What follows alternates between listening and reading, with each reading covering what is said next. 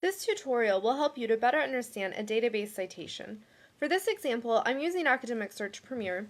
Other databases might look a little different, but they're all going to have the same basic information. Alright, so we've done our search here and we have some results and we're looking through. So why don't we try to find out a little bit more about one of these articles? Let's look at number 25 here.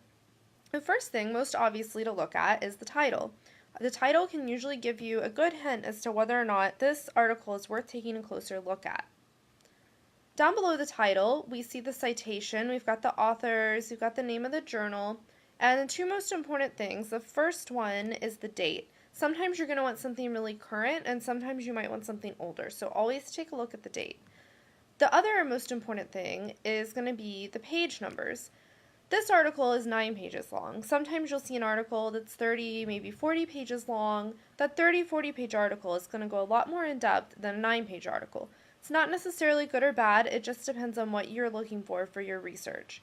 Now in Academic Search Premier, if we hover over this little logo, we get some more information, including an abstract, which is a really good tool for deciding if this is a good article. The abstract is basically a brief summary of the article. Okay, so we want to take a look at this article. How do we get to the full text? Ideally, you're either going to have a link here for PDF full text, or as the citation below has, to HTML full text. If that's the case, just click and you're taken to your full text.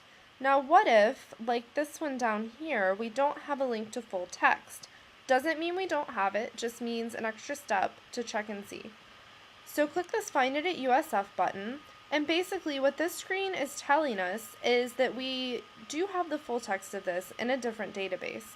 So you would just hit go and then you would be off to your full text.